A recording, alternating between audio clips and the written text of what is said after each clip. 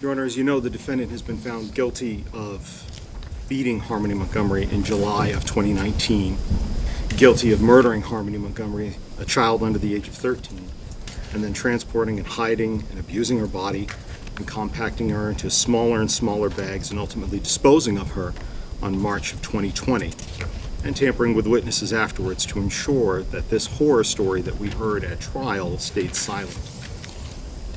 Under our law, after the second-degree assault, after what he did to her and the other crimes to hide other acts to hide his crimes, under our law in New Hampshire, that means that the mandatory minimum sentence that the defendant must receive for second-degree murder of a child under 13 is at least 35 years in prison. So the question for us today isn't why the defendant should get the minimum mandatory sentence. The question is, how can the minimum sentence ever apply to the crimes that were committed by this man?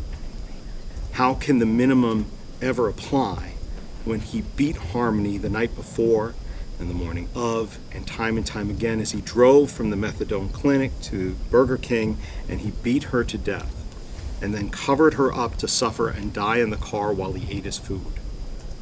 The state's position is, how can the minimum ever apply when this court recognized at the last sentencing hearing that he had 15 years of convictions for, quote, some of the most violent and egregious criminal behavior, end quote, that this court had ever seen? How can the minimum ever apply when he's lied over and over again that he didn't kill his daughter and that she was safe somewhere when he was first asked by many different people? How can the minimums ever apply when he conceded at trial the crimes that involved the horrors that he inflicted upon her body from December 7th on forward, up and until March, when he dumped her from the U-Haul that he had conned others into renting for him? How can the minimum ever apply when he's had opportunity after opportunity after opportunity to tell investigators and others where she is right now, and she can't be laid to rest? There is nothing minimal about the crimes that he's being convicted for today. The state is not going to restate everything that's put forth in the state's sentencing memorandum word for word.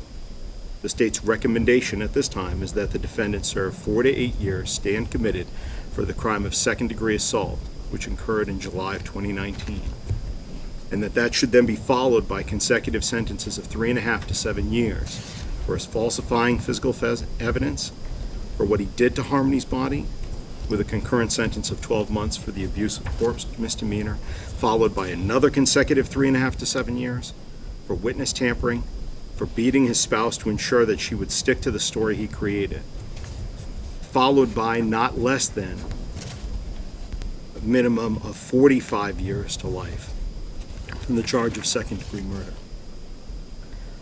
The state recognizes that this is just a recommendation. The decision today lies with the court, regardless of what the state says. But that's the state's recommendation today.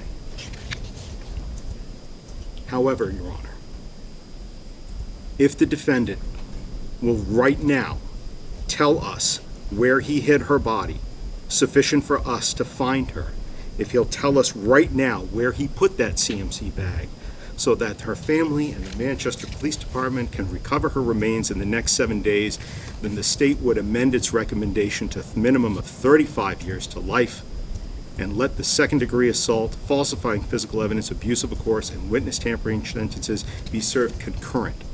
But right now, Your Honor, if he tells us where we can recover her and we do so within the next 7 days, we will change our recommendation to 35 years.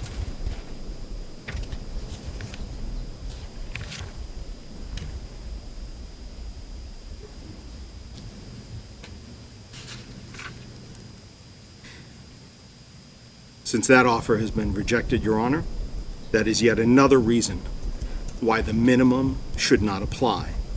What I just said was not a stunt. It was not a theatrical event.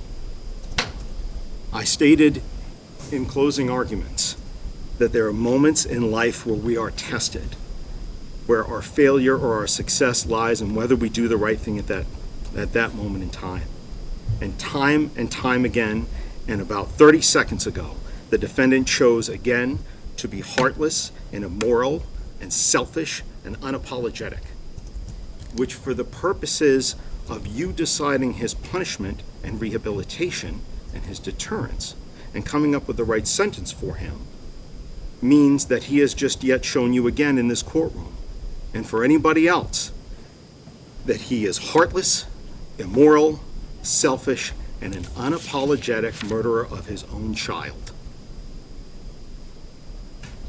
Now, as I was saying again, there's certainly nothing minimal about what he did to Kayla Montgomery, to abusing her into lying for him.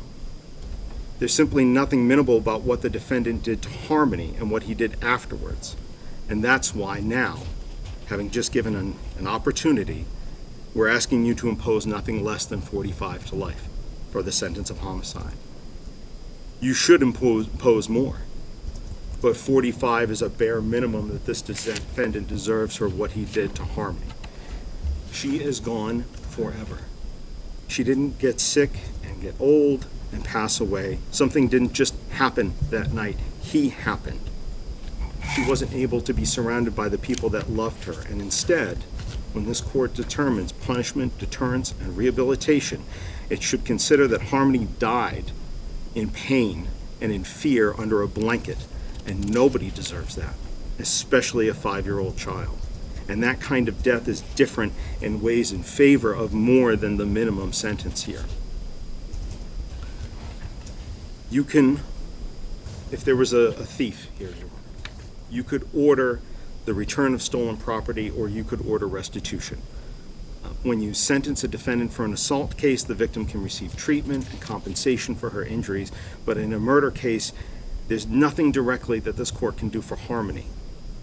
She's already ultimately paid the price of the defendant's anger and cruelty and frustration, but what can be done is recognize the value of her life and the terrible way she died by giving the defendant a significant prison sentence, something more than just the minimum, and certainly not the sentence that the defendant may ask you for in a few moments. You can make sure that he's not going to hurt another child. You can do that for Harmony. And in that process, you'll also be doing justice for the people who cared about Harmony, for the many people that worked hard to hold her killer accountable. Most of those people, several of them, are in the courtroom today. Many more are out there.